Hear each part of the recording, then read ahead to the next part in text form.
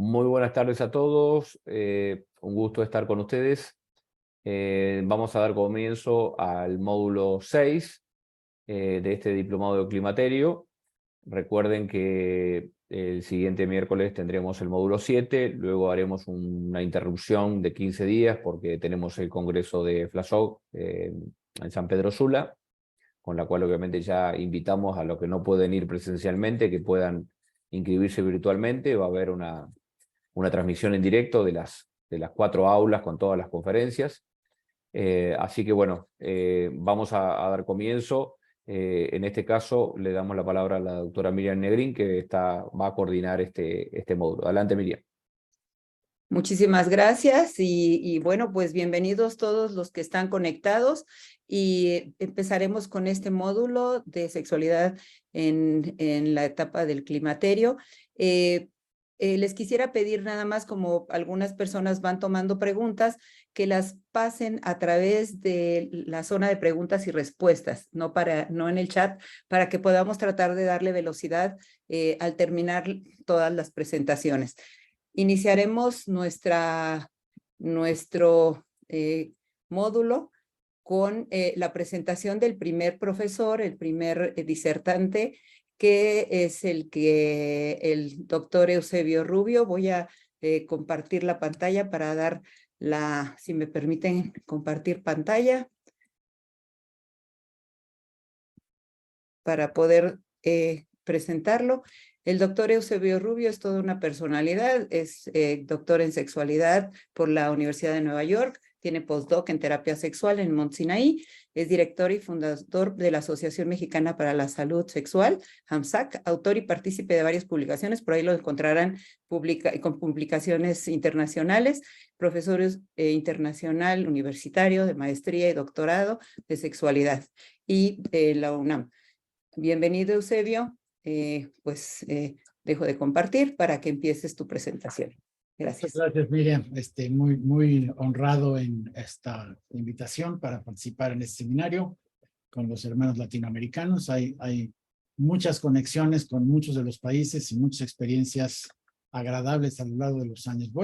Me han solicitado una presentación sobre el envejecimiento y la sexualidad.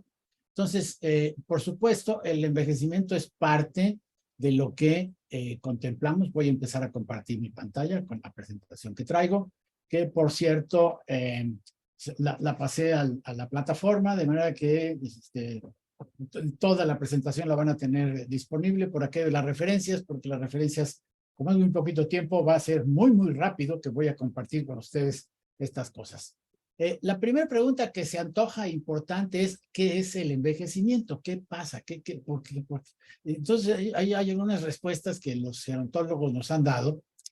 Básicamente, el envejecimiento es un deterioro gradual, insidioso y progresivo de todo, ¿no? Moléculas, células, todo el organismo.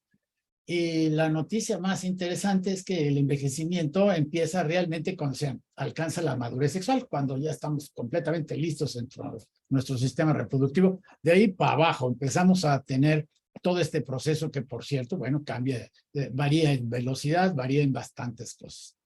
La otro componente conceptual de esta presentación es qué es la sexualidad. Les ofrezco la definición de trabajo de la Organización Mundial de Salud, que tiene ya algunos años propuesta, y dice que básicamente la sexualidad es un aspecto central del ser humano y que incluye el sexo, las identidades, es decir, quiénes somos, los papeles, los roles de género, la orientación sexual, el erotismo, el placer, la intimidad y la reproducción. Es decir, hay una amplia concepción de la sexualidad hoy en día, aunque cuando uno piensa en sexualidad, todo el mundo piensa en las cosas eróticas, en las cosas placenteras, en las relaciones sexuales, en el placer, pero abarca un poquitito más y vamos a revisarlas un poco desde esta óptica. Un comentario que a veces no es muy notable es la realidad de que el mundo está envejeciendo. Estas gráficas de hace ya unos años, estas son de 2010, da una idea. Entre más azulito y más fuerte está el color, la población de esas áreas del mundo está más vieja, pues tiene más de 60 años, es el porcentaje de más de 60 años. Ese es hace 12 años, 13 años, en 2010. Y vean las proyecciones para el 2050, pues ahora sí que cómo se pinta el mundo de azul. Es decir, en todos lados habrá una proporción más grande de adultos mayores, como ahora les denominamos, o personas, antes decíamos, de la tercera edad. Ahora bien, ¿por qué envejecemos? Esa es una pregunta que me parece muy interesante. A veces, como lo tenemos todos tan metidos en la experiencia, pues decimos, sí, pues porque así pasa, todos, pues sí. Pero la pregunta de qué es lo que determina el envejecimiento ha estado dando lata en la cabeza de varios científicos. Y hay esta visión que nos presenta este autor Viña y otros Borrés, que me pareció interesante la manera como están contestados. Primero, las características es que es universal. Si todos los seres vivos van para allá, ¿no? Es intrínseco de la vida, es progresivo y es detrimental, es decir, hay causa una cosa de deterioro en la vida de las personas. Ahora, más interesante es por qué. ¿Qué sucede? Y aquí también hay otra articulación del mismo autor, en que básicamente apunta o acomoda las teorías del envejecimiento en las que apuntan las mutaciones genéticas, es decir, algo pasa con los genes y se descomponen, ya no funciona igual. Otros apuntan a la acumulación de basura, de productos metabólicos que atacan a las células, y otros simplemente hablan de que pues, se desgastan las células, ahora sí que terminan por usarse y se desgastan. Aquí están las teorías, no vamos a entrar en el detalle, algunas son interesantes y un par de ellas las vamos a comentar. Una de las cosas que ha estado dando mucho de qué hablar es, bueno, ¿estamos programados para envejecer o es simplemente el resultado de la influencia del medio ambiente, de las cosas como de portarse mal con el cuerpo? Y bueno, aquí hay una revisión bastante amplia, muy reciente, de este mismo año, 2023, donde después de revisar pues, muchos estudios que están ahí nomás referenciados con numeritos, pero si alguien tiene interés está la referencia en la presentación.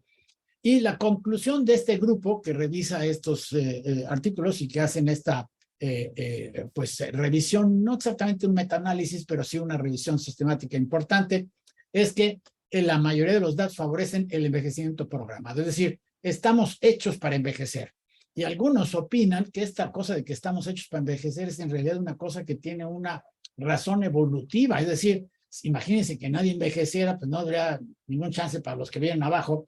Y eso, quién sabe si sería lo mejor para la supervivencia del grupo, de la especie o del banco genético, que es lo que dicen del famoso gen egoísta. Ahora, una de las cosas que más ha llamado la atención es el asunto de los telómeros. Los telómeros están fotografiados ahí, si alcanzan a ver, si no les está molestando nuestras imágenes, la foto de la derecha. A ver, déjame ver si alcanzamos a visualizar por acá la foto esta.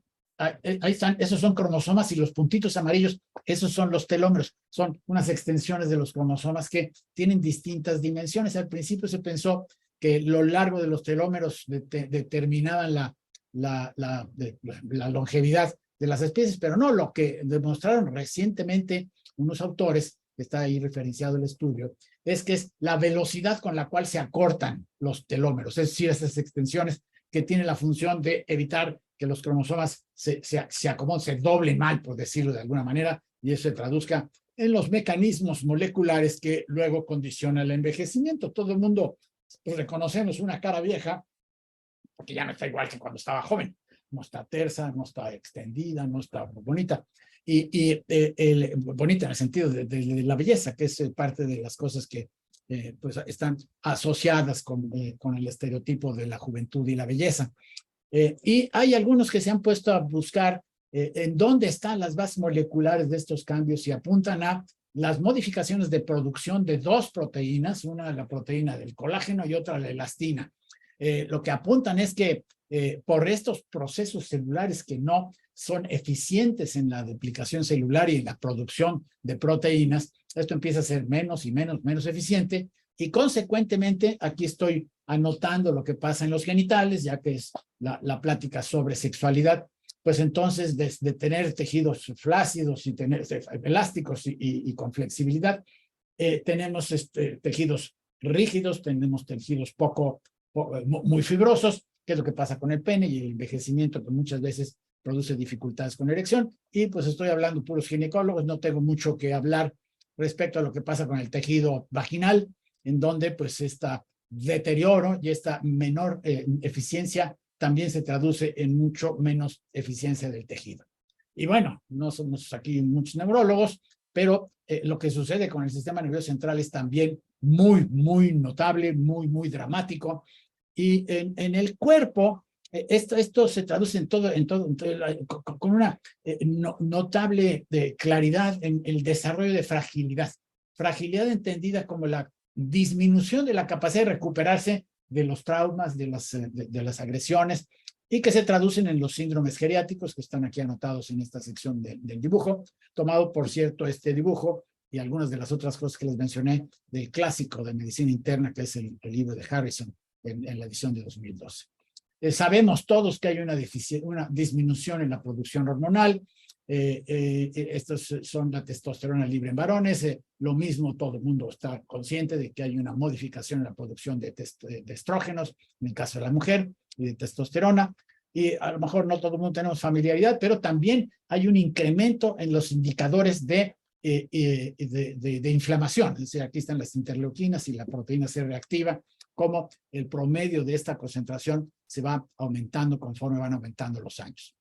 Muy bien, también esto es otra cosa no muy elegante, es el declive de los volúmenes del sistema nervioso central, desde la corteza visual primaria, la corteza temporal inferior, varias otras que están ahí anotadas, no las voy a leer, pero todas ellas disminuyen en su volumen por todo este proceso de deterioro. Entonces, bueno, ¿qué de la sexualidad? Que era la plática, me pasé casi 10 minutos hablando del envejecimiento. ¿Qué pasa con la sexualidad? Voy a decirles rápidamente algunas de las cosas. Miren, este modelo es un modelo que nos explica, lo construimos hace algunos años, las dimensiones de la sexualidad, y es útil para entender qué pasa a nivel biológico, psicológico y social. A nivel de la reproductividad, bueno, hay claramente un cese de la función reproductiva en las mujeres. En el varón disminuye la eficiencia reproductiva, no desaparece, pero sí disminuye. El género es interesante, fíjense que el impacto depende de la construcción del género, de la idea que se tiene del ser hombre o del ser mujer, de algunas personas con las modificaciones corporales, con las modificaciones en la autoimagen, pues tienen un gran impacto, otras personas no lo tienen tanto. La vinculación, es decir, la capacidad de amar, enamorarse, desaparece, no será afectada, y ahorita voy a mostrar algunos de los datos. Y el erotismo, esto ya lo sabemos, desde hace muchos años, con Masters y Johnson, hay una serie de afectaciones que ahorita voy a tratar de representar. Está en la diapositiva, pues las menos eficientes respuestas sexuales en genitales, tanto de los hombres como de las mujeres. El erotismo suele no afectarse el interés sexual, eso es importante, y sin embargo, cuando hay un deterioro cognitivo, de repente aparecen conductas sexuales inadecuadas. Ahora, muy rápidamente vamos a hacer una revisión de algunas de las cosas que la investigación nos ha mostrado. Por un lado, miren, este es un estudio ya antiguo de personas de mayores de 40 años, y lo que muestra esta gráfica es en los países, es un estudio que incluyó más de 29,000 personas, muchas personas, pero el porcentaje de personas que pensaban que era importante la vida sexual realmente era importante en la multitud de los países, como puede mostrar en la gráfica. Y este es un estudio clásico, el estudio de Lindau. Es un estudio en una muestra probabilística de 3,000 cacho adultos de 57 a 85 años. Estamos ahí varios de los presentes incluidos en este rango de edad, y con una buena tasa de respuesta. Y lo que muestran estas gráficas, voy a detenerme aquí un poquitito, es lo que sucede con la población conforme están los grupos de edad avanzando, y el porcentaje de personas. Esto es muy importante porque contradice los estereotipos. Miren ustedes, a los 80, 85 años, de las personas que tenían buena salud, porque este es otro de los variables, la buena salud, la salud más o menos buena, o la mala salud, evidentemente entre mejor salud, más actividad sexual, pero miren, 40% de los hombres, y en el caso de las mujeres, estaba por acá, ya no se ve muy bien, la frecuencia de las que conservaban. Ahora miren, acá están los que conservaban su pareja en esta gráfica, y acá los que tenían las que conservaban una pareja y tenían actividad sexual. Vean ustedes cómo a los 70, 76 años, los hombres y las mujeres con buena salud, era más de la mitad los que conservaban una buena actividad, una actividad sexual, y en algún otro momento del estudio nos reporta algunas otras cosas, como que la frecuencia no cambiaba tanto conforme los años. Otros estudios que vamos a revisar muy rápidamente. Este es un estudio en 2000 y pico de mujeres. 60% de las mujeres estaban activas y las 2/3 partes satisfechas. Este es otro estudio de satisfacción entre mujeres de una comunidad en el promedio de 25 años después de la menopausia, es decir, mujeres menopáusicas. Y aquí lo que encontraron es que casi la mitad tenían actividad sexual. Muchas tenían, la mayoría tenía actividad sexual con lubricación y orgasmo. La cercanía emocional se asociaba a mejores respuestas. Y para rápidamente resumir lo que pasa con las disfunciones sexuales. Evidentemente, entre más avanza la edad, mayor la frecuencia con la cual aparecen las disfunciones sexuales, tanto en hombres como en mujeres. Estos son los datos de las mujeres. Y en dos últimos estudios que voy a revisar a toda esta velocidad, este es un estudio cualitativo que es interesante porque la mayoría de los adultos mayores investigados, es un estudio cualitativo, reportaban que sí tenían interés, pero que sentían que los proveedores de salud, los médicos, las enfermeras, no estaban muy dispuestos para hablar del asunto. Este es un estudio pues, muy sofisticado de metaanálisis, pero no muestra gran sorpresa. Muestra que pues, en efecto las personas de edad tienen menos actividad sexual. Y con esto vamos a concluir la presentación. Primero, la sexualidad ciertamente se modifica con los años. La expectativa que vincula la sexualidad con los jóvenes pues, o que ridiculiza la actividad sexual en los ancianos es no muy consistente con la realidad. La sociedad tiene la obligación de atender el impacto de la edad en la salud de las personas. Atender las disfunciones sexuales de los ancianos es uno de los grandes pendientes de nuestro sistema de salud. El derecho a la salud sexual, incluyendo la salud sexual, el derecho a la salud, y que no existe ninguna justificación para negarle a las personas de edad. Se requieren cambios de tipo educativo en la visión cultural sobre la sexualidad en la tercera edad o en las personas mayores, que cuando lleguemos a ella, pues nuestras posibilidades de seguir usando esto no se vean desaparecidas. Y yo con esto agradezco mucho su atención. Déjenme quitar mi presentación para dar por terminada la plática. Les agradezco mucho la atención a esta Muchísimas presentación. gracias. Muchísimas gracias, doctor Rubio. Vamos a proceder a la siguiente presentación. Se trata de la doctora Irma Marisela Quintero Estrella. Ella es ginecobstetra con subespecialidad en perinatología. Tenemos también que tiene maestría en ciencias médicas con orientación de la ginecología. Ella es de la Universidad de Guadalajara, que está en el centro de México, diplomado en educación sexual, en sexología y orientación, terapia por el Colegio Mexicano de Sexología, AC de la Universidad de Guadalajara, profesora de las cátedras y clínica de ginecobstetricia y medicina sexual en el Centro Universitario de Ciencias de la Salud. Es miembro de la Academia Latinoamericana de Ultrasonido ALAUS y vocal de SIADTP, expresidenta del Colegio de Médicos Ginecobstetras del Estado de Jalisco. Le damos la palabra, Irma, para que empieces tu presentación. Muchas gracias y continuaremos al final con las preguntas. Muchas gracias, Eusebio, por tu brillante presentación. Muchas gracias, gracias por la invitación. Voy a compartir pantalla. Vamos a ver qué pasa. Ay, permítanme.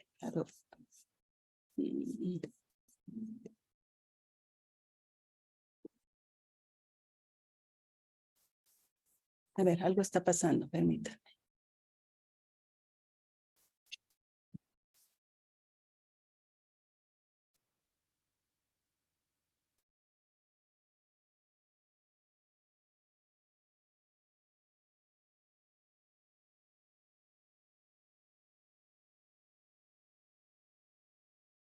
Válgame. Permítame un momento, estamos teniendo aquí una falla técnica.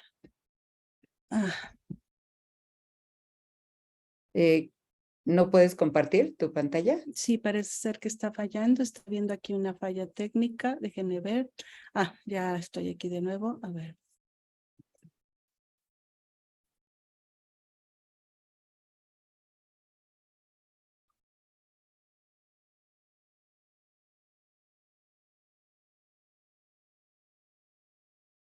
Qué caray.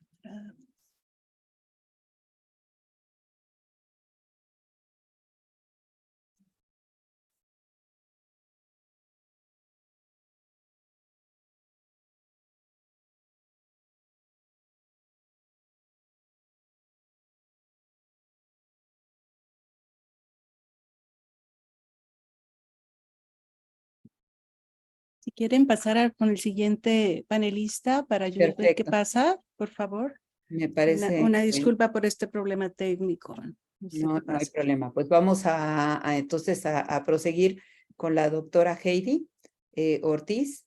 Vamos a hacer su presentación. Si me permiten compartir la pantalla.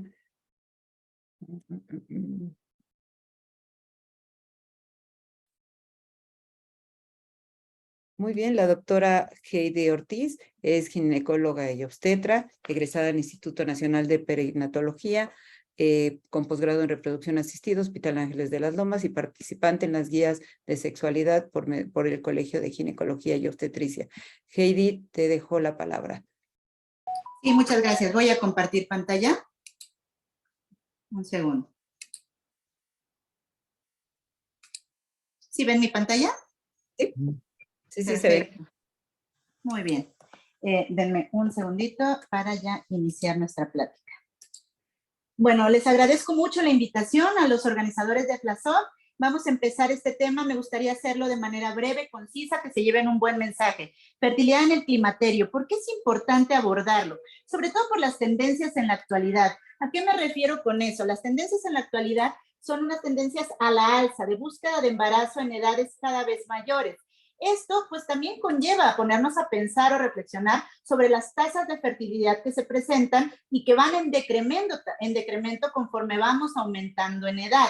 Se dice que a los 38 años empieza a declinar la fertilidad, pero se vuelve más evidente aún a partir de los 40 años, en donde para lograr un embarazo, las posibilidades de un embarazo de forma natural serían por debajo del 5% al mes. ¿A qué se debe todo esto? Pues bueno, la maternidad pospuesta es una respuesta a la adaptación de cambios sociales, estilos de vida contemporáneos, muchas prioridades en competencia. En este caso estamos hablando de la realización personal, profesional, etcétera. Vamos a hablar invariablemente de técnicas de reproducción asistida. Me gusta ponerlo en un contexto escalonado, desde la más básica hasta las técnicas de alta complejidad. Primer escalón, relaciones sexuales, y así sucesivamente hasta llegar a las técnicas de alta complejidad, hablando de fertilización in vitro y donación de óvulos. Centrándonos un poco más en donación de óvulos, que es donde estaríamos enfocando nuestro tema. Pero la fertilización in vitro en realidad es la respuesta y la solución a todo. Bueno, debemos saber que es el procedimiento, uno de los procedimientos con mayor crecimiento en el mundo. Hace más de 40 años del primer nacimiento por in vitro, van a la fecha 8 millones de nacimientos por esta técnica. Y si bien no es asequible para toda la población en general, sí está disponible con una buena tasa de éxito y bueno, pues al grado de que tenemos 500,000 nacimientos al año por esta técnica. Hay muchos logros al respecto, pero también hay muchos retos presentes que resolver. No puedo dejar de mencionar brevemente en qué consiste la técnica de fertilización in vitro. No vamos a ahondar, solo es nada más para que tengan un panorama. Son 4 pasos muy importantes. El primero es adquisición suficiente de cantidad de óvulos. Siguiente paso, se fertilizan estos óvulos maduros in vitro con el esperma del donador o esperma de pareja. Siguiente paso es hacer un cultivo de estos embriones, una vigilancia de 5 a 6 días y posteriormente él o los embriones que queden se transfieren dentro del útero. Para que nosotros logremos un éxito en este tratamiento, es muy importante el primer paso, donde dice adquisición suficiente, y hago énfasis en suficiente, de óvulos. ¿Por qué? Porque esto nos lleva invariablemente a hablar de la reserva ovárica.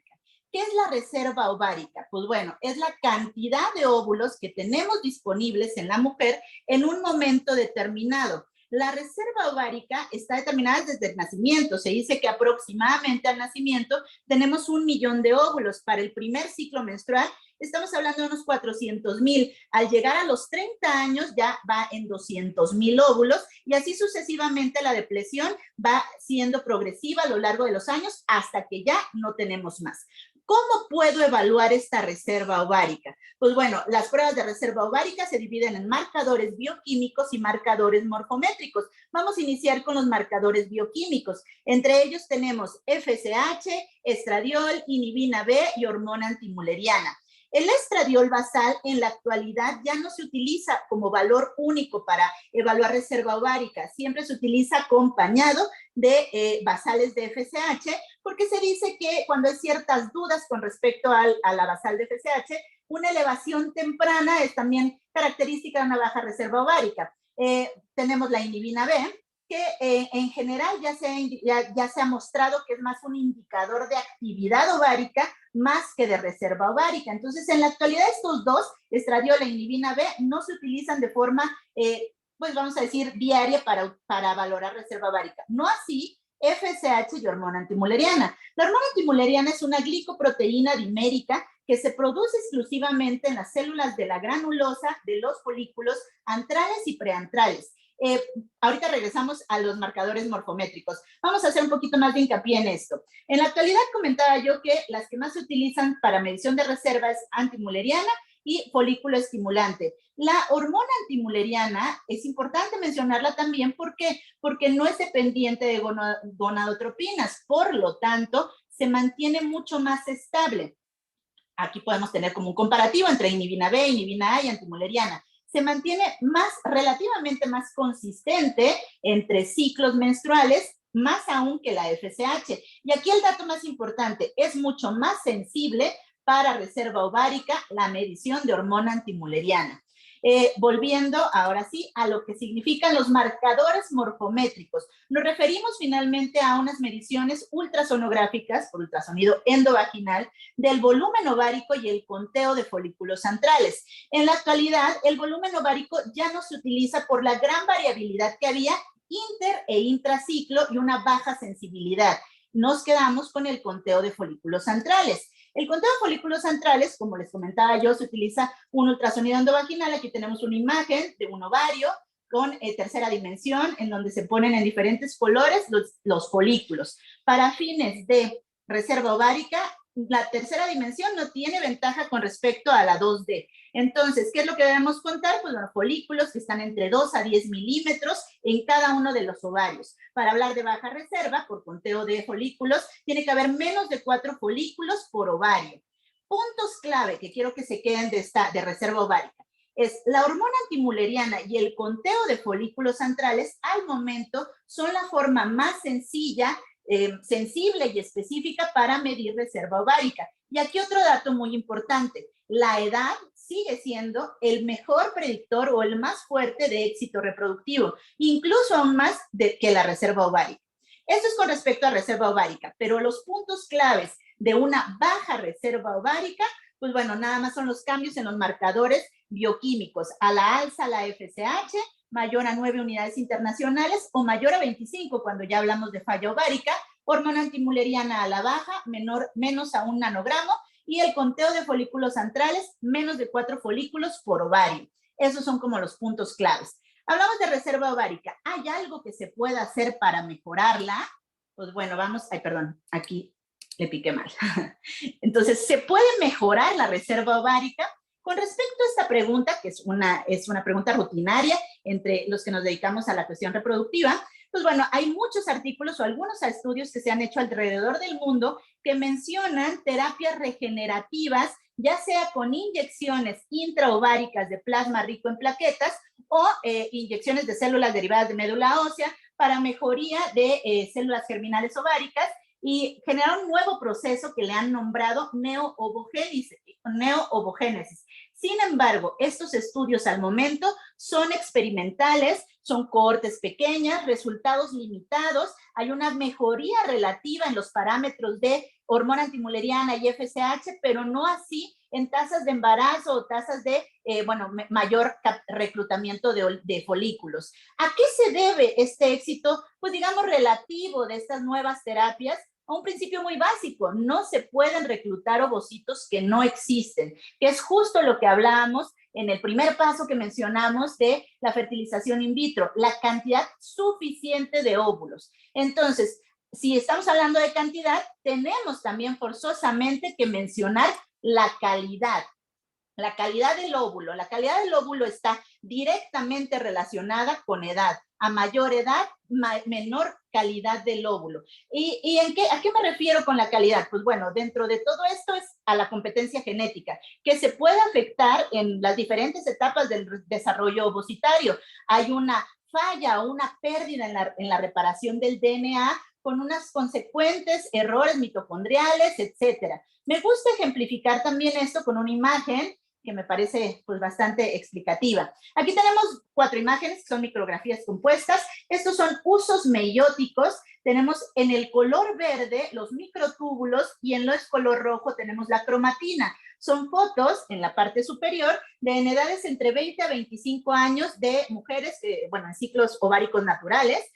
Y también aquí en la parte inferior en óvulos de mujeres de 40 a 45 años. Como podemos ver, la diferencia es evidente. En la primera tenemos microtúbulos con una conformación uniforme, cromatina central, igual lo podemos ver en esta fotografía. Sin embargo, en la edad de 40 a 45 años, ya esta conformación y esta distribución ya es anómala, lo que disminuye la calidad del ovocito. También voy a mencionar brevemente ¿cómo está compuesto un ovocito? Para hablar de calidad tenemos que conocerlo. El ovocito tiene una región externa, que es la capa más externa, que es la zona pelúcida. Tenemos el citoplasma interno, tenemos el cuerpo polar y esta zona de acá que se conoce como espacio perivitelino. ¿Por qué lo menciono? Porque la zona pelúcida, cuando se trata de ovocitos jóvenes, aquí tenemos a mano en su imagen del lado izquierdo un ovocito joven en la zona pelúcida y esta es la zona pelúcida de un ovocito maduro. A mayor porosidad, aquí tenemos una conformación granulofibrilar con un aspecto de esponja. A mayor porosidad, hay una mayor facilidad para el espermatozoide, para la cabeza del espermatozoide, de poder penetrar la zona pelúcida y de esta forma fertilizar.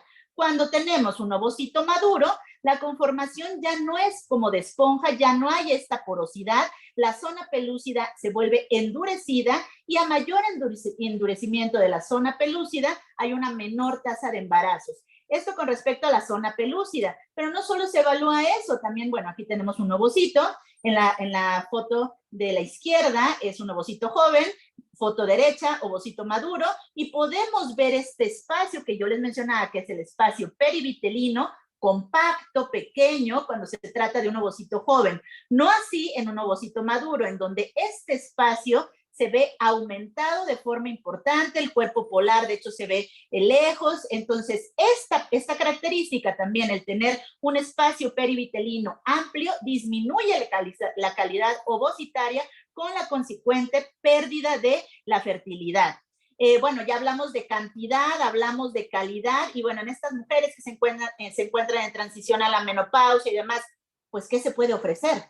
Pues bueno, tenemos alternativa. La alternativa para estas pacientes es la donación de óvulos. Esto vino a, como dicen algunos autores, a resolver lo irresoluble. En la actualidad van más de 20,000 transferencias embrionarias de óvulos donados que generalmente son en mujeres con edad reproductiva avanzada, más de 44 años.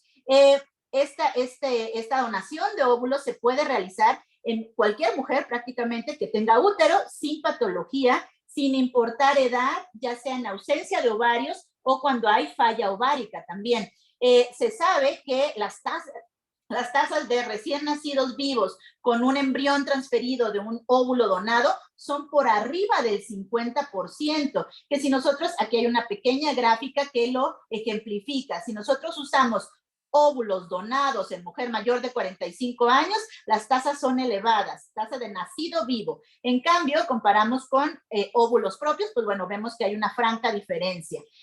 Pero bueno, ¿cuáles son los desenlaces clínicos? Y que hay que tomar en cuenta en estas pacientes es que sí hay un mayor porcentaje de enfermedad hipertensiva asociada al embarazo, hasta un 26% en mujeres entre 50 y 54 años. y un 60% en pacientes mayores a 55 años. Así también se ha encontrado un mayor riesgo de bajo peso al nacer y muerte fetal en mujeres mayores de 50 años que se embarazan con donación de óvulos, lo que nos lleva a que haya comités de ética y de opinión y demás con argumentos a favor y en contra. Entre lo que encontramos a favor, pues se basa en la eficacia de estos tratamientos, la cierta seguridad que hay y la equidad de género y finalmente la libertad reproductiva que tienen estas mujeres. Hay muchas mujeres en el rango entre los 45 y 54 años que gozan de muy buena salud, sin comorbilidades, que están preparadas para la maternidad y estas son las que se consideran candidatas para recibir un óvulo o embrión en ciertos casos. Sin embargo, tenemos la contraparte. ¿Hasta dónde está el límite? ¿Hasta dónde se sobrepasa este límite natural reproductivo de los humanos? Existe también cierta preocupación acerca de la posibilidad de que uno o ambos padres puedan morir antes de que el niño alcance la adultez, si estamos hablando de mujeres que se embarazan por arriba de los 45, 50 años. Y también, pues, sin mencionar las complicaciones que ya habíamos platicado, complicaciones médicas, obstétricas, que sabemos que se incrementan en mujeres mayores de 45 años. Entonces, también este comité, que es de la Sociedad Americana de Medicina de Reproducción, nos dice un mensaje muy importante. También es ético decir no. Decir no cuando estamos siendo consultados con respecto a una mujer por arriba de los 55 años que tiene quizás comorbilidades, etcétera. Y bueno, pues también se vale decir que no. También es parte de nuestra ética. Los dejo con una reflexión. Este es un reporte de caso que se publicó en el 2021 de una mujer alemana, en donde dice: nunca es demasiado tarde, embarazo cuádruple a la edad de 65 años. Aquí se les dejo como a manera de debate, reflexión, hasta dónde podemos llegar. Les agradezco mucho su atención y estoy a sus órdenes. Pues muchas gracias, doctora Heidi. Pues vamos a ver, seguramente va a despertar algunos comentarios y vale la pena traerlos a la mesa. Bueno, pues a ver, vamos a proseguir con la doctora Irma Quintero. Irma, a ver si podemos compartir. Necesito que dejen de compartir pantalla. Allá. Ya quedó. Ok. Vamos a ver.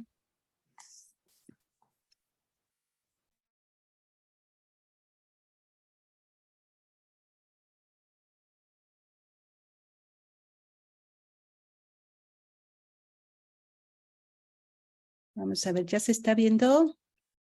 No. No. Okay.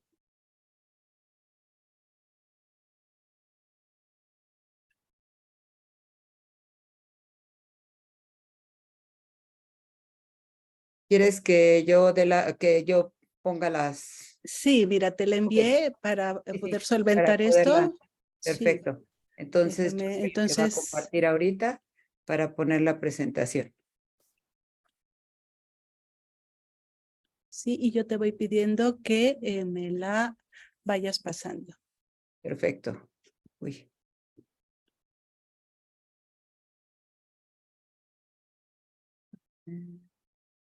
No, de la presentación. Esta es tu presentación, ¿no? Sí, ajá. Es que Abajo, es que está en Mac. Entonces, a ver si no tenemos esa... sí. Algo está pasando técnico, pero sí la puedes abrir, claro. Donde Sí, dice, aquí ya. Ajá. Diapositivas, ahí, pícale ahí. Ahí donde estaba presentación con diapositivas. Abajo, ahí. No. Ahí. Ahí. Ahora donde dice desde el actual. No, otra vez abajo, pícale ahí. Donde dice, no, déjale picado. Y luego bájate, y donde dice reproducir desde la diapositiva actual, que es la tercera pantallita que está ahí. Esa. Ahí, exacto. Ya está, ya, listo. Bueno, muchísimas gracias. Gracias, doctora Miriam, primero por el honor que me confieren con tu invitación de manera especial, coordinando todo el módulo, y gracias a la Federación Latinoamericana de Ginecología y Obstetricia, el honor que me conceden precisamente con su invitación. Bueno, después de estos problemas técnicos, vamos a continuar.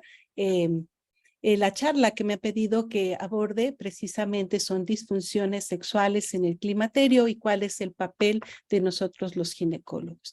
Esta charla no tiene ningún conflicto de interés, sino el académico científico que aquí nos trae. Entonces, pasemos la diapositiva anterior, por favor. Aquí estamos. Ahí estamos, ¿bien? Es la que es perfecto. La que sigue, por favor.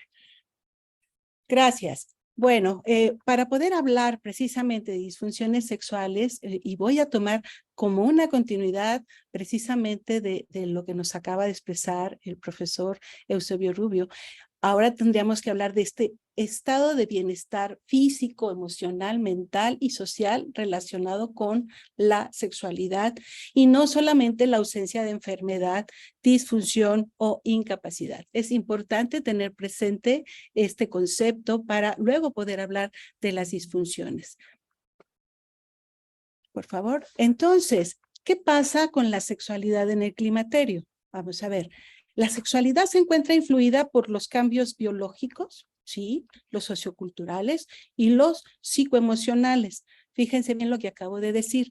Definitivamente, una mujer que ha llegado a la etapa del climaterio, si se siente plena, realizada, con una buena autoestima, una buena relación de pareja, quizás en este momento de la vida, pues pueda contribuir a reactivar su sexualidad o al disfrute de su sexualidad, pero también puede ser un momento en que con todos estos elementos pueda frenar su sexualidad o interrumpir sus relaciones sexuales. Pasemos la que sigue, por favor.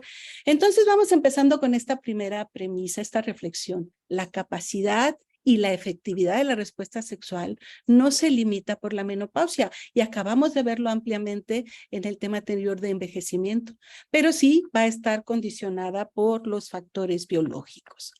Bueno, recordemos esto, después de que ha iniciado el climaterio en este promedio de 48, 50 años, hasta el final de nuestras vidas, tenemos una esperanza de vida de aproximadamente 30 años más. Es decir, vean que para Latinoamérica la esperanza de vida en relación a las mujeres es de 77 años, con algunas variaciones específicas de acuerdo a cada región.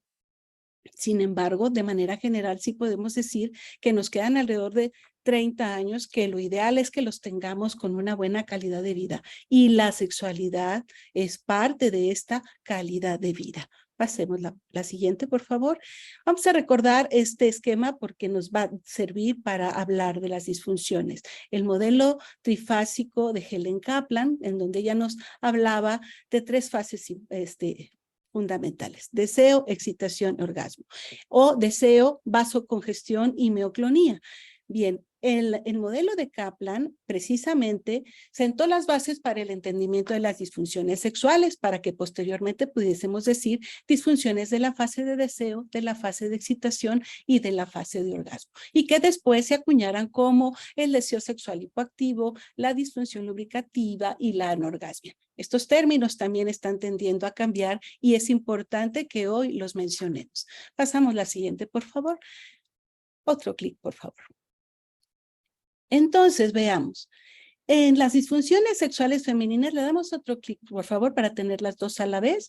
Bien, en las disfunciones sexuales femeninas vamos a tener que, si bien es una compleja interacción de factores biológicos, y en los factores biológicos vamos a hablar de 4 esferas fundamentales: los factores hormonales, los factores vasculares, los factores neurológicos y los psicológicos. Cuando estoy hablando de patología orgánica, estos 4 elementos juegan un papel fundamental. Las menciono yo como esferas o áreas importantes de abordaje desde el punto de vista clínico.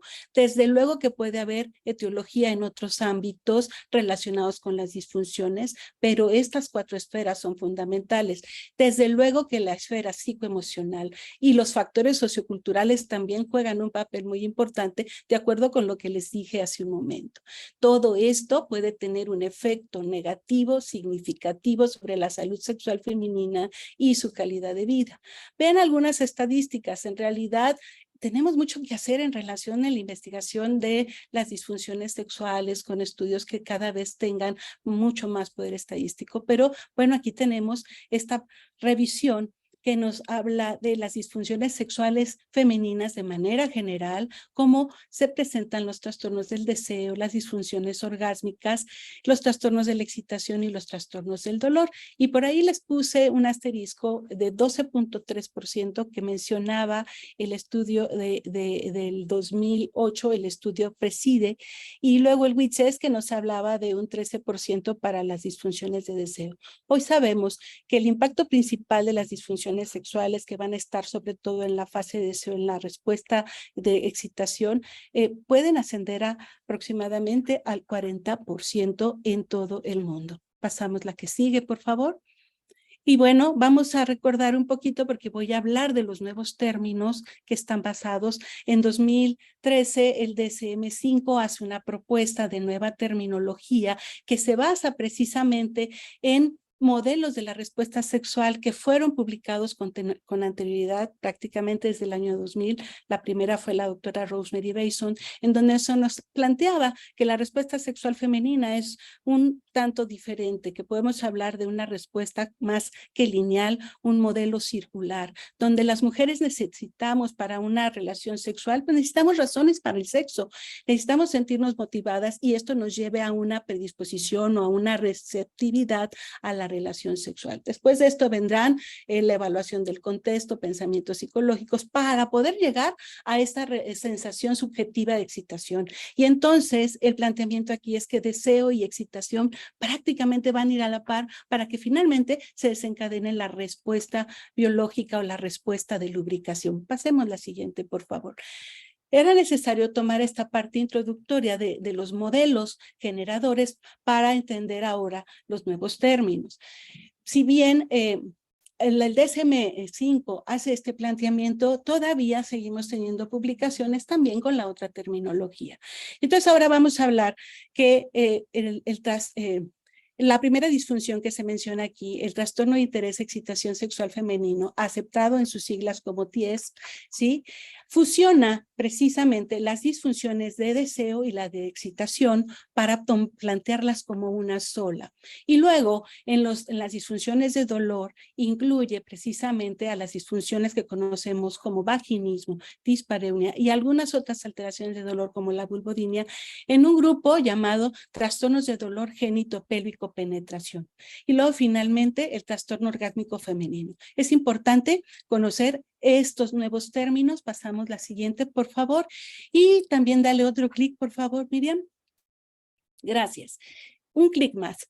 El Consenso Internacional de Medicina Sexual, publicado en 2015, también nos dice este planteamiento que es aceptado, ¿sí? La disfunción de deseo sexual hipoactivo, y es por eso seguimos encontrando publicaciones con esta terminología: disfunción de la lubricación sexual femenina, disfunción orgásmica y disfunción de dolor pélvico genital femenino. Tomemos en cuenta el término que precede, disfunción para todas ellas. Y en algunos momentos a nosotros en ginecología sí nos va a ser conveniente separar los términos, pero en otros tantos sí podemos entender que estos conceptos pueden ir de la mano. Y es por ello que sugiero que conozcamos ambas terminologías. Para fines prácticos, el resto de la charla voy a trabajar con las disfunciones del DSM-5. Pasamos la que sigue, por favor. Cuando hablamos de disfunciones sexuales, tenemos que tomar en cuenta que no solamente es el ámbito biológico. Si bien puede ser muy importante y sobre todo en la etapa del climaterio, tenemos que tomar en cuenta que la etiología de las disfunciones tenemos que evaluar muchos elementos como los que están viendo en la diapositiva: factores culturales, religiosos, interpersonales, la historia propia de vida de la paciente, los comórbidos, la enfermedad de la paciente y luego también la parte relacional, la parte de la pareja. Entonces, diversas circunstancias influyen y que debemos de valorar en nuestros pacientes, así como valorar el grado de estimulación sexual y la relación misma. Vamos a definir, está bien, pasamos la siguiente, por favor. y veamos entonces cómo vamos a definir al trastorno de interés de excitación sexual femenino. Recordemos lo que dije, representa la fusión de dos diagnósticos, el deseo sexual y ahora el deseo sexual va a depender, ya vimos este modelo que nos antecedió de Bateson, pues depende del impulso inherente de la paciente, depende de su autoestima, su satisfacción sexual previa, la disponibilidad de la pareja y una buena calidad en la relación de la pareja. Pasamos la que sigue, por favor.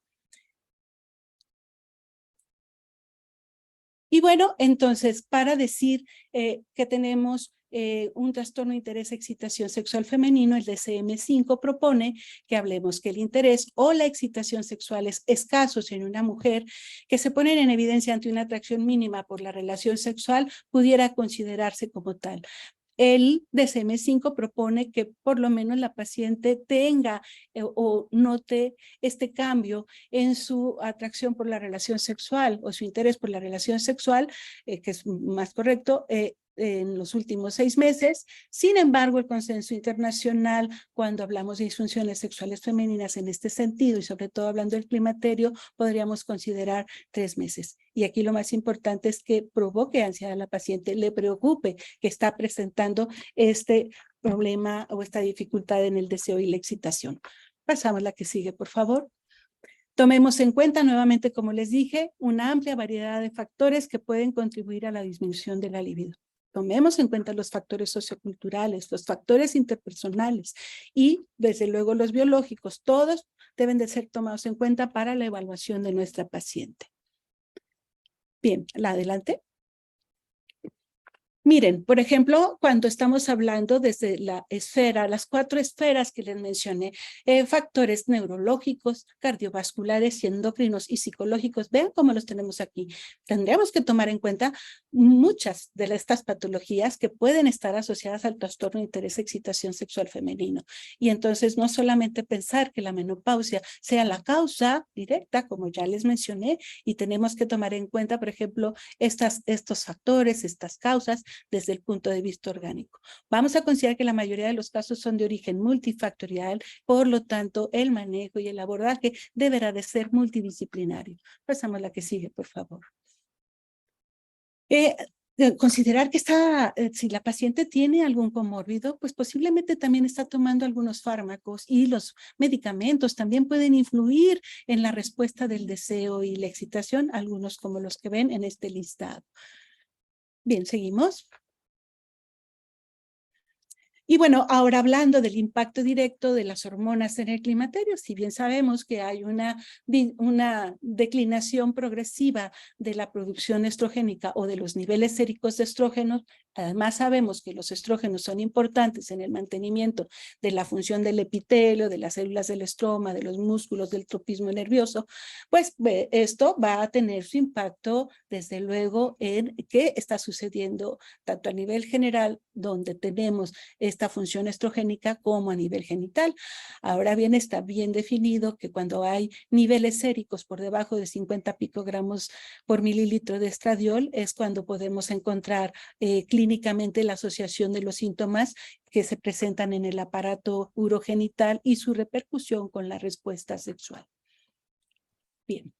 En la vagina, por ejemplo, o en la respuesta de excitación, hablamos de la respuesta de excitación asociada a la lubricación. Pues desde luego que la declinación hormonal va a impactar en una disminución en las secreciones vaginales, entonces va a haber hipolubricación.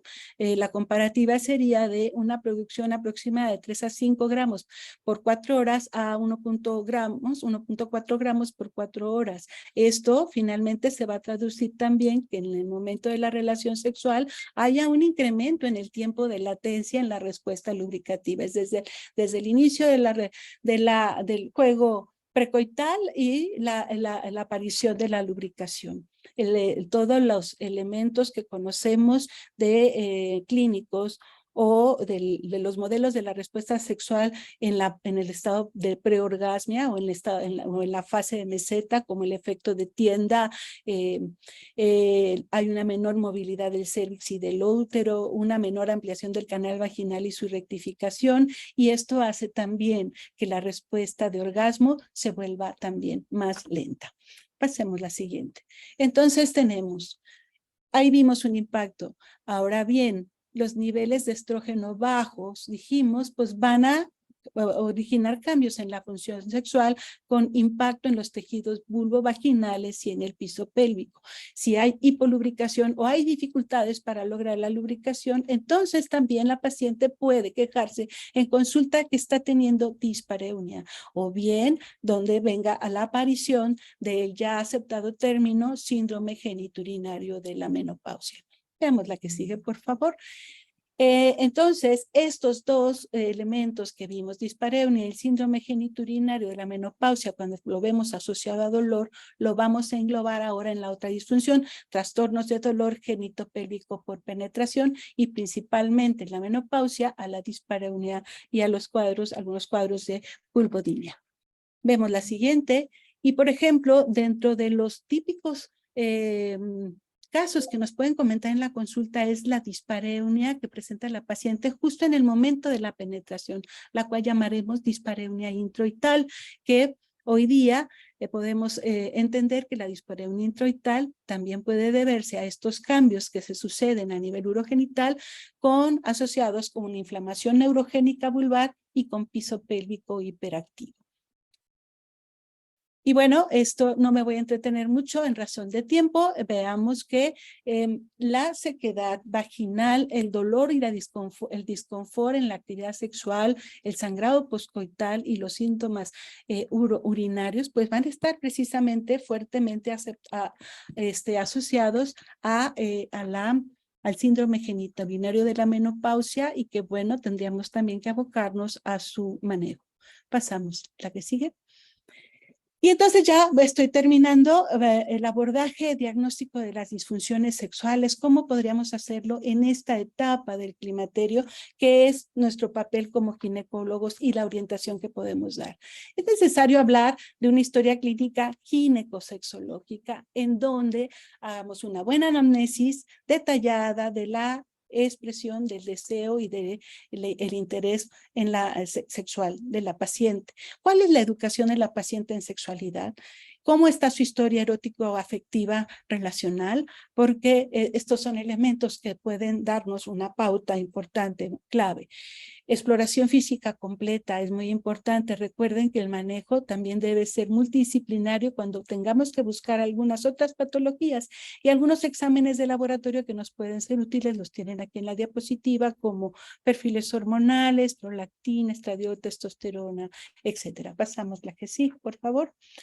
Y en relación al tratamiento del trastorno de interés, excitación sexual femenino, bueno, se han propuesto, y ustedes lo conocemos en la literatura, podemos hablar de los compuestos hormonales, y que tendríamos que valorar, eso sí, desde nuestra trinchera como ginecobstetras, sí tienen indicaciones o contraindicaciones muy específicas que se deberán individualizar en cada paciente para ver estas opciones de tratamiento, si la paciente tendrá alguna indicación para poder hacer el manejo con compuestos hormonales, los no hormonales que se han buscado siempre como una opción en pacientes en la búsqueda precisamente de mejorar la respuesta de deseo y de excitación, algunos que nos han sido más útiles, sobre todo en el síndrome genital de la menopausia, pues podrían ser los lubricantes vaginales, los humectantes y desde luego los estrógenos tópicos. Desde luego también hay que hacer tratamiento de las comorbilidades, incentivar la actividad física y la terapia sexual, que en algunos casos será muy importante, como les he dicho, hacer un trabajo transdisciplinar o multidisciplinar. Ya mencioné esto en relación a la dispareunia o al trastorno de dolor genitopélvico por penetración. Tenemos que hacer una buena evaluación ginecológica y estas son algunas de las opciones que tenemos de tratamiento local. Pasamos a la siguiente y con esto voy a terminar. Bueno, Los dejo con estas 3 reflexiones. La función sexual está fuertemente influida por factores biológicos, psicológicos, socioculturales, así como la relación de la pareja. La prevalencia del trastorno interés-excitación sexual femenino o las disfunciones de deseo-excitación corresponden al 40% de las mujeres en todo el mundo. Entonces, la incidencia es muy alta o la prevalencia es muy alta. Es muy importante identificar y proporcionar las opciones de tratamiento desde un abordaje transdisciplinar, es decir, al mismo tiempo con todas las disciplinas, y no debemos dejar pasar la oportunidad de poder ofrecer a nuestras pacientes una mejor calidad de vida. Les agradezco su atención, les dejo mi correo electrónico también para cualquier duda, estoy a sus órdenes, muchas gracias. Hasta ahí terminamos. La puedes ya quitar. Sí, muchas gracias. Muchas Muchas gracias. gracias, Irma. Y bueno, pues vamos a seguir para no comernos el tiempo porque continuamos. Yo soy la doctora Miriam Negrín. Vamos a presentar el tema de manejo de la anticoncepción en el climaterio.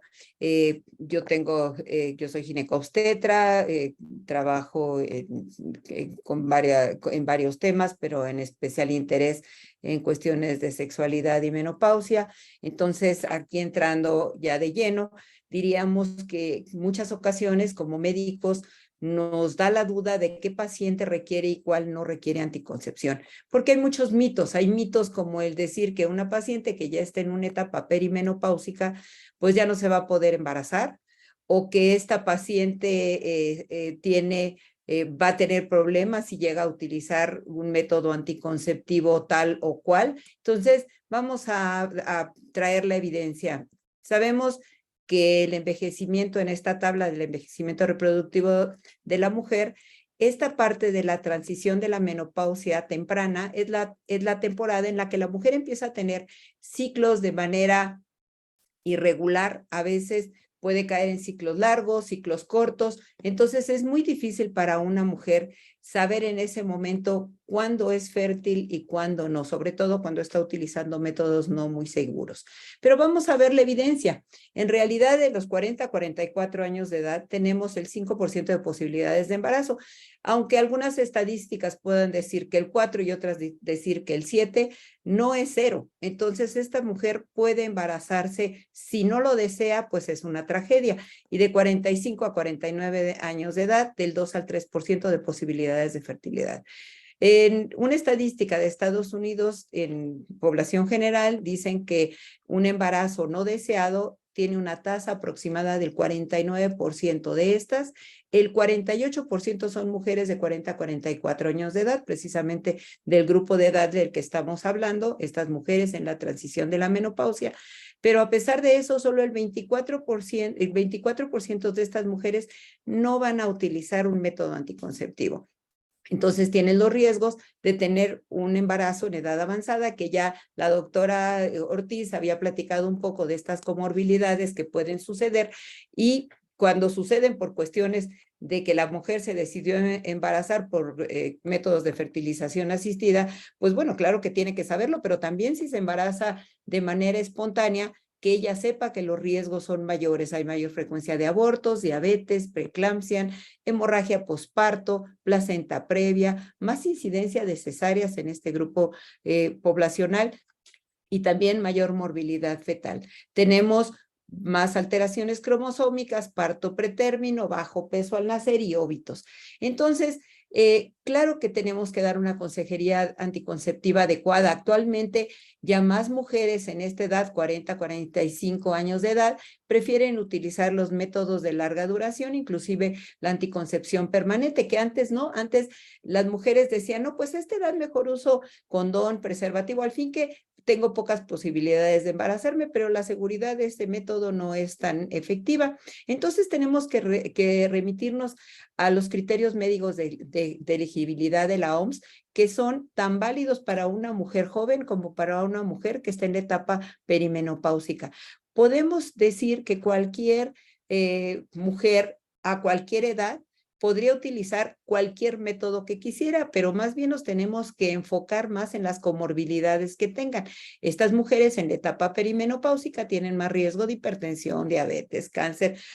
Si es que tiene una patología preexistente, esto tiene que ser los que nos va a orientar para poder ayudar a la paciente en la toma de decisiones. Y también tomar en cuenta que el tabaquismo, cuando es en una mujer mayor de 35 años, 15 cigarrillos o más, nos aumenta el riesgo de trombosis. Entonces, la asesoría anticonceptiva no tiene que ver con la edad. La edad no es una contraindicación para uso de la mayoría de los métodos anticonceptivos, más bien el tema es las comorbilidades que pueda tener. En esta tabla que sacó la Asociación Americana, bueno, pues nos dicen cuáles son los embarazos, la mayor eficacia de los tipos de los métodos anticonceptivos y la menor eficacia. Entonces, el utilizar espermicida o métodos de ritmo en esta etapa, pues por supuesto no sería la mejor opción.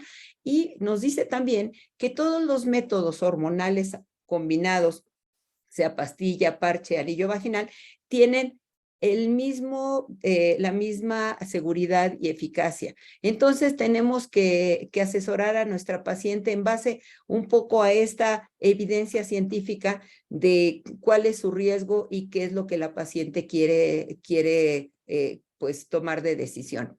En este estudio que salió en el Lancet, que se hizo en nuestras poblaciones latinoamericanas y en los diferentes países, nos es evidente, esto no es en perimenopausia, es en una población general, que tenemos una buena cantidad en algunos países del uso de anticoncepción permanente.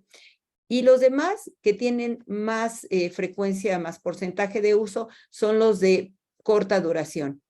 De larga duración, todavía creo que tenemos necesidad de hacerle conocer a nuestras pacientes los beneficios de esta opción. Esto nos habla del trabajo que tenemos que hacer todavía para asesorar a nuestras pacientes. Entonces, las contraindicaciones absolutas son importantes. Habrá pacientes de cualquier edad, sean jóvenes o sean pacientes en la perimenopausia. Claro que en la perimenopausia es más probable que haya más comorbilidades importantes, en las cuales una paciente que tiene una trombofilia, una paciente que tiene un tumor hepático, que tiene falla hepática o que tiene algún problema cardíaco valvular, isquémico, pues no es una paciente que sea candidata para utilizar un método hormonal combinado. Los hormonales combinados específicamente tenemos que considerarlos por sus beneficios, no solamente por el deseo de la paciente de usarlo, pero podemos nosotros como incidir en una paciente, cuando una paciente tiene sangrados disfuncionales, por ejemplo, nos puede regular el ciclo y esto pues a la mujer le va a dar más tranquilidad. Si la paciente tiene algún problema de orgánico como miomas, pólipos, adenomiosis, si esta paciente se puede ver beneficiada por un anticonceptivo combinado o por un anticonceptivo solo de progestágeno, tenemos que tomar la decisión junto con ella. Si decidimos una anticoncepción combinada, tenemos que escoger la menor dosis de estrógeno que controle el ciclo. Esto va a ser en beneficio de la paciente. Los anticonceptivos combinados, ¿qué ventajas tienen en la etapa de la premenopausia o perimenopausia? Bueno, pues tenemos la cuestión de que nos va a mantener la masa ósea porque estamos utilizando estrógeno, nos va a disminuir el sangrado menstrual y también la dismenorrea, nos va a reducir el síndrome vasomotor y esto también que sería un beneficio extra que nos va a proteger de cáncer de ovario, el 20% de reducción por cada 5 años de uso y de endometrio del 50 al 70%. También se ha visto que reduce el riesgo de cáncer de colon y recto y la disminución de migraña, no la vascular, la migraña vascular no es indicación de uso de anticonceptivos combinados. Tiene que ser otra la alternativa que le propongamos a nuestra paciente. ¿Cuáles son las desventajas de los hormonales combinados? Bueno, pues hay un mínimo pequeño riesgo adicional de cáncer de mama que no es concluyente, pero las pacientes portadores de BRCA1 y 2 no se incrementa su riesgo por el uso de los combinados. Hay un leve incremento de trombosis venosa profunda y de evento vascular cerebral. Sin embargo, esta diapositiva nos hace ver cómo el aumento de los eventos trombóticos está más relacionado al índice de masa corporal que a la edad. Si bien es cierto que la edad nos aumenta un poquito el riesgo, el índice de masa corporal que tenemos por arriba de 30 va a aumentar mucho más las posibilidades de eventos trombóticos. En cuanto a la combinación, si una combinación o la otra tiene más riesgos de evento trombótico, en esta diapositiva vemos que la diferencia no es significativa de eventos trombóticos en usuarias de anticonceptivos combinados, independientemente del tipo de anticonceptivo combinado de que se trate.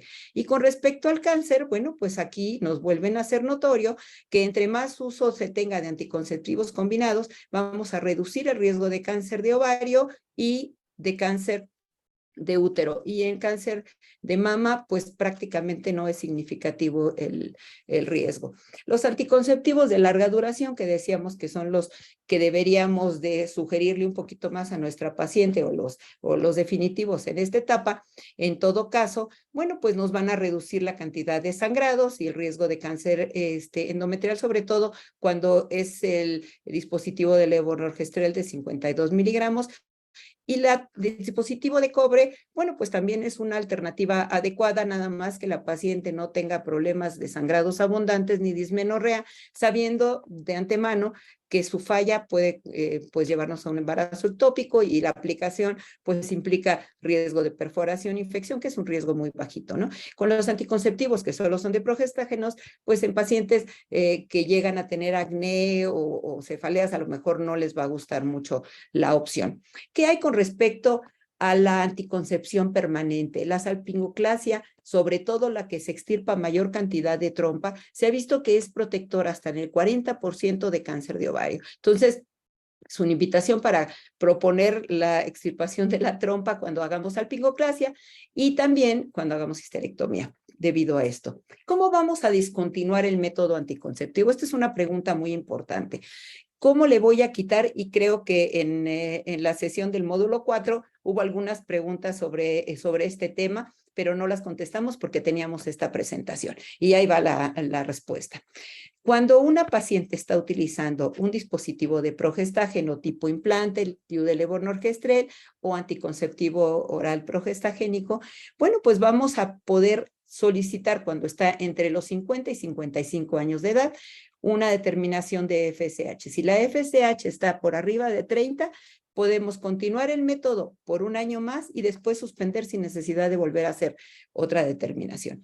¿Qué sucede con las pacientes que también están con progestágeno, con depomedroxiprogesterona? Bueno, pues hacemos una determinación de FSH cuando se va a poner la inyección, antes de ponérsela, y volvemos a tomar una segunda muestra a los 90 días, cuando vamos a poner la segunda dosis. Si tanto en la primera como en la segunda tuvimos mayor cantidad de FSH de 30, pues bueno, vamos a decir que ya está protegida y podemos suspender inmediatamente el método anticonceptivo porque ya no va a embarazarse. Quedamos por hecho que después de los 55 años ya la paciente no va a ser fértil.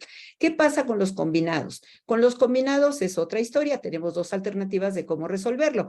Uno es tomando una muestra después de 6 semanas de haber suspendido el anticonceptivo. Dejamos 6 semanas, hacemos una determinación de FSH, este es mayor de 30, volvemos a tomar otra segunda muestra sin usar el anticonceptivo.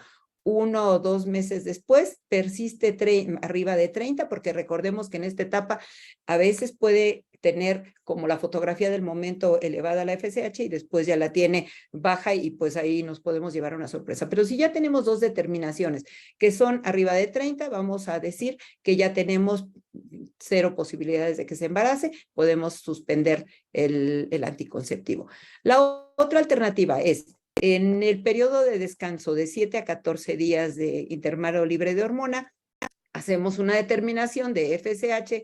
Si sale arriba de 30, volvemos a tomar otra muestra de 6 a 8 semanas después, o sea, mes y medio a 2 meses, sigue arriba de 30, podemos suspender el anticonceptivo. Entonces, podemos ayudarle a nuestra paciente tratando de ofrecerle alternativas y de, pues, dándole las alternativas que sean más convenientes según sus comorbilidades, sus preferencias, su estilo de vida, en fin, para poder decidir. Como conclusión, vamos a decir que entre los combinados hormonales y los de solo progestina, que prácticamente tenemos la misma pues seguridad o protección anticonceptiva, a lo mejor un poquito más cuando son de larga duración, pero las diferencias sería que en el combinado va a mejorar el síndrome vasomotor y va a regular el ciclo y nos va a dar una protección ósea. En cuanto a los de solo progestinas, pues tenemos en contra que probablemente no va a haber regularidad del ciclo, vamos a tener lo más probable amenorrea y que la paciente lo sepa y que no va a mejorar el síndrome vasomotor ni la migraña y no va a proteger el hueso. En cuanto a lo demás, de prevención de hiperplasia endometrial, de protección oncológica, lo vamos a tener en las dos. Y lo mismo que la dismenorrea. Entonces, esto lo vamos a platicar con nuestra paciente, tenemos que asesorarla, reevaluar en caso de comorbilidades, las condiciones más seguras para continuar con la protección, que la paciente participe activamente en la toma de decisiones para que ella sepa cuáles son los riesgos y los beneficios. Ningún método se contraindica en base a la edad. El estado de menopausia, en caso de que no requiera anticoncepción, debe asumirse a los 55 años para los pacientes que ya usan anticonceptivos hormonales. Es decir, una paciente que los viene utilizando y ya llegó a los 55 años, podemos suspendérselo y tendríamos la tranquilidad de que sus posibilidades de embarazo son nulas.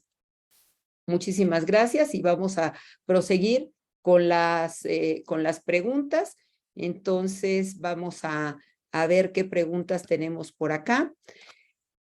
A ver, con las conclusiones presentadas de la anticoncepción. Bueno, esa mejor. No, empezamos por el principio. ¿Cuál sería el tratamiento farmacológico de primera línea para, este es para ti, Irma, pacientes perimenopáusicas sanas, de trastornos de excitación y de disfunción sexual? Ok, sí, leí ahí, dice primera línea para el 10. Bueno, a ver, no podemos hablar de primera línea porque tenemos que hablar de una evaluación integral. Tenemos que ver cuál es la causa del trastorno de interés y excitación sexual femenino, ¿sí? Ya vimos que son muchas las causas.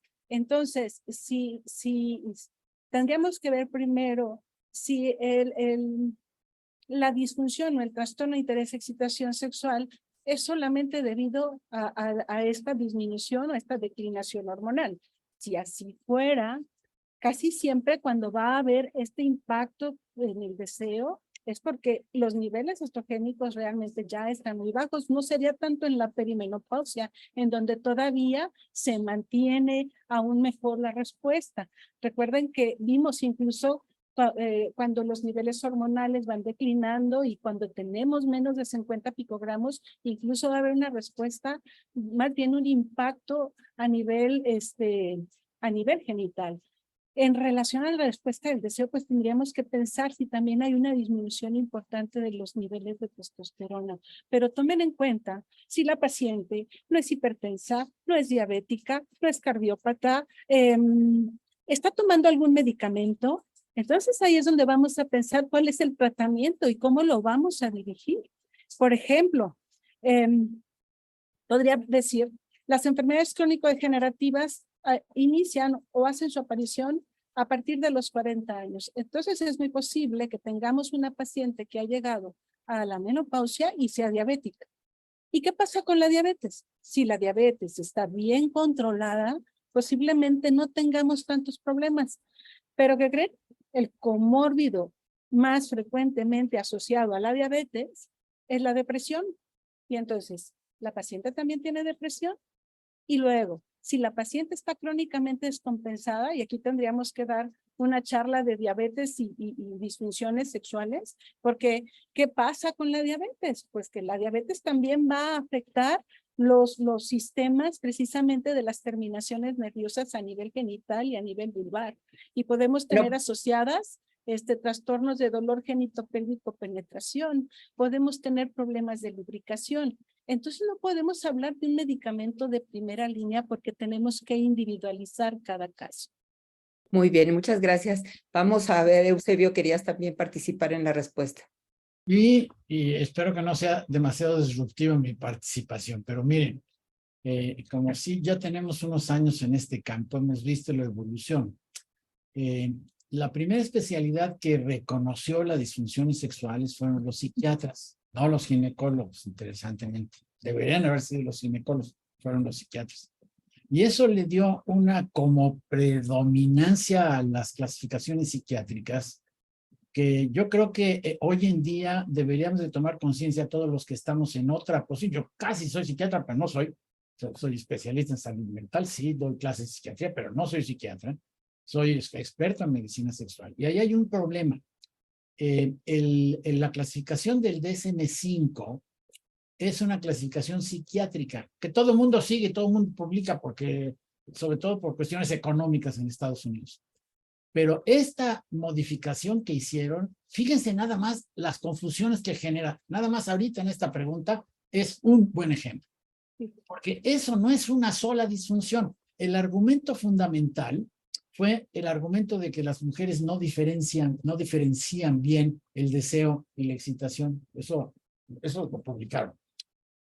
En una cosa que culpa me da, porque hicimos la investigación como en 2,000 mujeres mexicanas, sí se diferencia. Las mujeres mexicanas sí diferencian el deseo y la excitación. La presenté con las 2 personas que estaban a cargo de eso. Me dijeron, no, eso no es lo más importante, que no sé qué. Se hizo un enredo tremendo. El ICD-11 se han armado unas discusiones tremendas. Ha habido paneles y todos, algunos de ellos tuvieron la oportunidad. El ICD-11 no se fue con esa finta, porque las determinantes del deseo son unas, neurofisiológicas y anatómicas, psicológicas también, y las de los problemas de excitabilidad son otras. Simplemente las hormonas tienen un impacto muy claro en los genitales, que no necesariamente se representan en el deseo y en el interés sexual. Entonces, yo creo que tenemos un problema de clasificación grave, producto de una cosa que yo le llamo la competencia profesional. ¿De quién son las disfunciones sexuales? ¿De los psiquiatras, de los urólogos, de los ginecólogos o de los poquitos que somos sexólogos, que somos muy poquitos? Pues yo creo que de ninguno. Las disfunciones ocurren en las pacientes, y lo que tenemos que tener todos los profesionales de salud es la conciencia de que, por eso a mí me gusta mucho más la clasificación del ICD-11, que dice son síndromes todas. Y si nos acordamos de medicina, síndromes tienen muchas causas. Entonces, la pregunta de que cuál es el tratamiento, espérate tantito, es como cuál es el tratamiento de primera línea para la cefalia, pues todo depende de por qué tienes dolor de cabeza, ¿no? No puede ser. Y esa cosa esencial se ha perdido dramáticamente en especialidades como la urología y especialidades como la ginecología. Yo los quiero mucho, tengo mucha relación con los ginecólogos, pero esa cosa de andar pensando cómo le doy la testosterona a esta mujer que ya no se le antoja, espérate, primero tenemos que ver si esa es la razón. Es lo primero que hay que hacer, y luego ya a ver cómo se la damos, que también es otro problema, pero ya, nada más hasta ahí. Es nada más señalar el enredo. Hoy estamos con un enredo taxonómico, clasificatorio grave. Yo creo que sí es grave lo que está pasando, porque genera confusiones en todos sentidos. Y mi opinión es que la nueva clasificación de la Organización Mundial de la Salud ofrece una salida, aunque están discutiendo enojadísimos. Todavía. Tengo muchos amigos que trabajaron en la cosa del DSM-5, están furiosos por lo que sacó la Organización Mundial de la Salud. Bueno, espero que eso se tranquilice y que entendamos que estamos ante una problemática sindromática. Sí, la mujer le falta el deseo, espérate, hay que averiguar por qué. Ya se le descompuso la lubricación, pues a lo mejor es el asunto de los estrógenos, es, digamos, estadísticamente lo más probable, si tiene más de 40, 50 años, pero hay que ver. Y si está más jovencita, hay que ver. Y eso de que hay que ver, a mí me parece que es lo esencial en la labor médica de cualquier especialidad. No nos peleemos quién tiene que ver estas. Las personas no tienen claridad de a quién ir a ver, van a ver las que confían, y deberíamos todos de tener, como ya señalaron por ahí en una de las participaciones, una aproximación transdisciplinaria. Ese es realmente el modelo nuevo y la transdisciplina implica los que somos de una disciplina, aprendemos de los otros y sabemos qué hacen los otros para no andar haciendo cosas que están fuera de pues fuera del lugar. Ya, me callo. Perdón. Ok, vamos a tratar de sacar las preguntas porque son muchas, ¿eh? A ver si podemos ser muy puntuales. Opinión sobre la tibolona en el descenso de líbido y signo genitourinario. Irma. Bueno, igual, tenemos esto como parte del arsenal. ¿Para quién está indicado la tibolona? ¿Sí? Primero hay que valorar si esta paciente es una paciente que tiene como indicación el manejo de la tibolona, ¿sí? Y si estamos hablando sobre el deseo sexual, vuelvo al mismo punto, o sea, qué indicaciones y qué contraindicaciones tenemos, nuevamente que individualizar cada caso. La mayoría de los casos del manejo de la tiburona más bien está indicada en esas pacientes que tienen la disminución del deseo. Entonces, quizás si se utiliza y la paciente no tiene respuesta, hay que tomar en cuenta, ¿buscamos algo más? Recuerden que tenemos que buscar algo más, que no es la menopausia solamente la que va a generar este impacto. Por eso traté de hacer esta especificación. Y por eso también era bueno, y qué bueno, doctor Eusebio, me da mucho gusto que en esta parte tenemos una gran coincidencia, porque están estos nuevos términos y teníamos que conocerlos para que precisamente si los leen, sepan de qué se trata y veamos que están surgiendo publicaciones en un sentido y en el otro. Es correcto. Sí. Bien, sigue la siguiente pregunta. ¿Cómo utilizaría la testosterona? Supongamos que ya hicieron la evaluación, ya la mandaron a la paciente a una terapia y quieren probar si la testosterona. ¿Cómo se utilizaría vía y dosis? Ya se habló en el módulo 4 muy ampliamente, tenemos muchas referencias metidas en la plataforma, los invito a que la lean, pero si quisieras concretar, alguien que quiera concretar dosis y vía, bueno, vía no tenemos vía vaginal porque es en base alcohol la que tenemos, pero a ver, tú qué, bueno, ¿quién quiere contestarla? Bueno, en la experiencia que tenemos acá en México, porque no tenemos presentaciones específicas de testosterona para las mujeres. Entonces, hay una presentación en sachets de testosterona en sobres y lo que debería de utilizarse, si está indicada, si no tiene contraindicaciones la paciente, es 1/5 de la dosis de esta dosis de sachet de gel. Y luego hay otra presentación en vía oral, la DHEA, que pudiera también ser una opción. Hay un estudio por ahí en México con pocos pacientes que pues trata de prometer un poquito en relación también al manejo del deseo. Bien. A ver, me parece que aquí esta pregunta abierta para quien lo quiera contestar, opinión sobre los pellets de testosterona.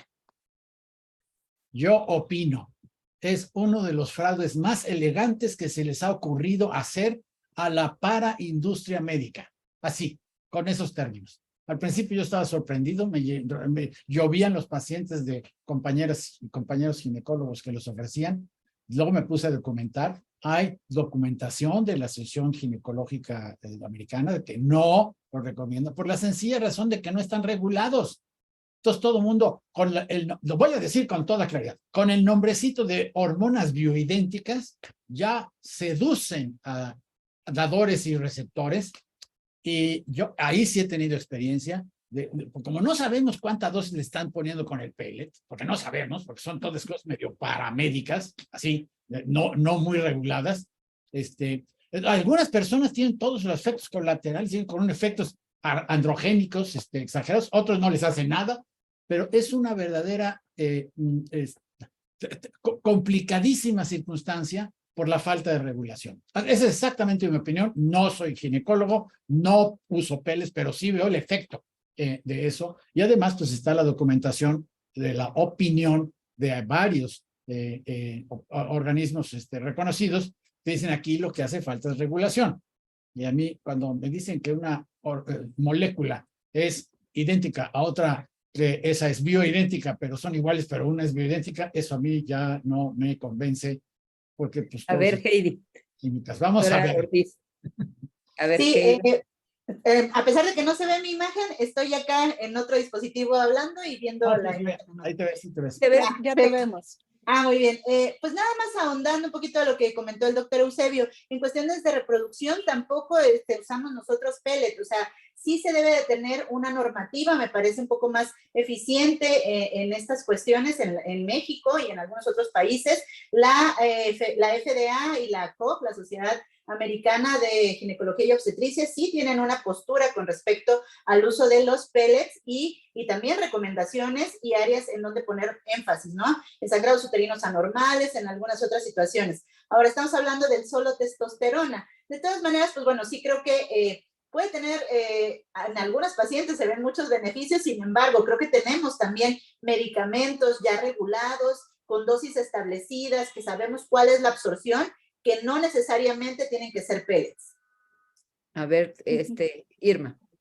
Sí, bueno, recordemos que estamos hablando ante una gran sociedad científica como la Federación Latinoamericana de Sociedades de Obstetricia y Ginecología. Definitivamente los medicamentos no están regulados, no están aprobados por la FDA y no hay evidencia científica. Entonces, yo creo que con esto nos debemos de quedar. Así es. Bueno, vamos a unas preguntas que creo que van para mi tema. ¿Cuál es la mejor combinación de anticonceptivos en esta etapa? Depende de la paciente, lo que había comentado, hay que platicar con ella, cuáles son sus preferencias, cuáles son sus circunstancias especiales, tienen irregularidades o no tienen irregulares para poder decidir. La única sugerencia es que si vamos a utilizar combinados, sean de la menor dosis. Luego dice, después de 6 meses de amenorrea con anticonceptivos combinados con 50 años o más, podemos suspender sin problema, no. Tenemos que hacer lo que les había dicho, inclusive eso está en la publicación, está subida a la plataforma por si quieren consultarla. Tiene que hacerse una determinación de FSH para poder saber si está arriba de 30, se repite porque tiene 6 meses de amenorrea y está tomando anticonceptivos, pues más bien tenemos que suspender los anticonceptivos y tomar el nivel de FSH, ya sea al mes o a las 2 semanas de haberlo suspendido y repetirlo a los 2 meses para poderlo suspender.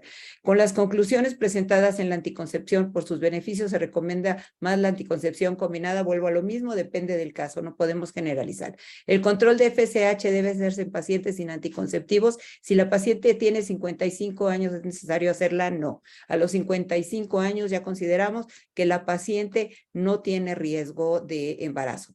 ¿Qué rol juega la reposición hormonal con testosterona en el deseo sexual hipoactivo? Creo que ya se habló de eso, ¿no? Ya no necesitamos andar. En caso de sangrados irregulares con miomas, ¿qué anticonceptivo usar? En caso de un tratamiento conservador, pues yo diría que un dispositivo de progesterona puede ser una buena opción si es una paciente que ya está muy cercana a la menopausia, pero si es un sangrado porque tiene un mioma intracavitario, pues a lo mejor no se lo vamos a resolver. Hay que valorar el caso. Luego, en caso de paciente hipertensa crónica con síntomas vasomotores, ¿se puede usar anticoncepción combinada? Bueno, este es un tema de debate. Si la paciente está bien controlada, podríamos tomar la decisión de un combinado, pero si la paciente no está bien controlada de la hipertensión, el riesgo es alto. Según la regla, debe de ser de preferencia uso de progestágeno. Pacientes con hipertensión es mejor la opción de progestágeno. Por supuesto, no le vamos a quitarle el síndrome vasomotor, pero podríamos ayudarle con alguna otra alternativa que no fuera hormonal, pero la hipertensión en sí no es una opción para usar combinado. Excelentes, gracias. Es decir, que pacientes con trastornos de deseo sexual hipoactivos sin comorbilidades importantes pudiéramos hacer el uso también de DHA y los pellets. ¿Alguna opinión? Bueno, ya hablaron de los pellets. A ver, DHA, ¿podrías hablar, Eusebio, de ella? Bueno, esa es de esas cosas que tenemos una medio evidencia y nadie convencido y una gran comercialización, sobre todo en algunos países, de hidroepiandrostenediona. Yo creo que algunas mujeres que se les acaba la testosterona necesitan alguna forma de testosterona, eso no hay duda. El problema es que son poquitas, hasta donde va, porque la discusión es enorme, y hay muchas otras cosas que luego no se ven, porque pueden estar explicando el asunto. Esa es la problemática real. En el caso específico de la DA, pues bueno, tampoco hace tanto mal, ¿no? Es mucho más amable que la testosterona que luego les ponen en algunos otros combinados, en otros países no sé, pero aquí sí sé que hay algunos combinados que tienen dosis, pues antes eran de caballo, ahora ya son un poco menos violentas, pero de todas maneras es dosis muy importantes de testosterona. Y la DEA me parece que es una opción más amable si tengas, pero lo que hay que hacer es tratar de identificar la causa. Eso es lo que hay que hacer, porque a veces está deprimida la persona y por eso está así. A veces tiene un pleito gigante con su pareja y por ahí una pregunta que viene adelante. Pues si no identifica que está enojada con la pareja, porque a veces la rabia inhibe el deseo eficientísimamente y por más medicinas que le demos, digamos que esa es precisamente la discusión con el enfoque farmacológico, que yo no estoy en contra, yo he investigado muchos fármacos, pero hay que tener la claridad de por qué los está usando. Bueno, ya. Que sería eso exactamente lo de la pregunta que dice que si es propicio tratar a la pareja, pues yo creo que es indispensable tratar a la pareja. Es indispensable evaluar qué es lo que está pasando en la relación de pareja, indispensable, porque una pareja que tiene conflicto, ¿de dónde le va a salir el deseo, por el amor de Dios? Y no se lo vamos a quitar con ningún medicamento, eso se requiere otro tipo de intervención, si es que se puede, hay veces que no se puede intervenir en eso, y simplemente es una circunstancia de vida, ¿no? Que hay que reconocer, no una enfermedad. Estar enojado no es enfermedad, si hay razones de estar enojado. Si no hay razones, pues a lo mejor sí, hay alguna cosa que se puede modificar, ¿no? Muy bien, aquí había una pregunta en la cual hablaban de utilizar un tratamiento anticonceptivo y manejarlo como terapia de la menopausia. En general, no se acepta que se use un anticonceptivo. ¿Cuál es la diferencia? Probablemente las combinaciones cíclicas, la que está planteando con el Clayra, tenemos que es multifacética, en cambio multifásica, o sea, tenemos varias combinaciones diferentes, entonces como que como anticoncepción está bien, pero si queremos ya dejar de utilizar el anticonceptivo, tenemos que hacer la misma prueba y entonces decidir si mandamos uno que nada más sea continuo, pero combinado, o si tenemos que hacer un cambio de método, depende de la edad de la paciente y volvemos a lo mismo, lo que la paciente, las preferencias de la paciente. Entonces, depende para qué lo usamos, pero no se acepta que una terapia para la menopausia sea anticonceptiva, porque no necesariamente. A lo mejor ahí diríamos, bueno, Clayra es anticonceptivo, pero también le puede quitar los síntomas, sí, igual que muchos otros combinados, pero no es una terapia para la menopausia. Entonces, hay que evaluar el caso, no podría yo generalizar, habrá pacientes que sea buena opción usarlo por más años, pero llegando a los 55 años ya tenemos que optar por otra opción más como no anticonceptiva, sino de otra naturaleza. Estas preguntas nada más voy a dejarla abierta, ya la contestó la doctora Heidi, pero me gustaría que la escucharan los demás. Un valor por debajo de 0.01 nos habla de falla ovárica, sin embargo no hay seguridad absoluta sobre el derecho de estar ya en rango de posmenopausia como para usarse como método anticonceptivo. Sí, me parece que la pregunta iba más en función si hay algún rango de la hormona antimuleriana para ya considerar el dejar de usar anticonceptivos. Esto también tiene que ver con algunos estudios que se han hecho en referencia de si la detección de hormona antimuleriana se puede usar para que nos dé un aproximado de edad cuando ya va a llegar la menopausia. Esto no es así, o sea, no se puede usar. Hay rangos en donde por debajo de 0.01 ya se puede decir que la falla ovárica es importante, es grande, pero no nos asegura el rango que sea suficiente como para que se considere ya dejar de usar cualquier tipo de anticonceptivo. Me pareció muy importante esta pregunta porque no por ese estudio dejaría de decidirse la FSH. Mejor hacer la FSH y seguir la regla de sí, así el algoritmo que la doctora Miriam mencionó, me parece que está perfectamente bien explicado y no se debe usar, por lo menos no hasta el momento, antimuleriana para tomar decisiones con respecto a dejar de usar un anticonceptivo. Muy bien, pues les agradezco mucho a todos su participación. Creo que ha sido una sesión importante porque nos ha sacado de muchas dudas y ojalá que todos los escuchas pues se hayan interesado en esto y ya saben que queda el foro por si tienen más preguntas.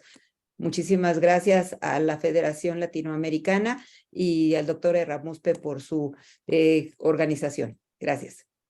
Gracias a todos, que pasen bien. Buenas noches. Gracias. Luego, gracias. Gracias, hasta luego.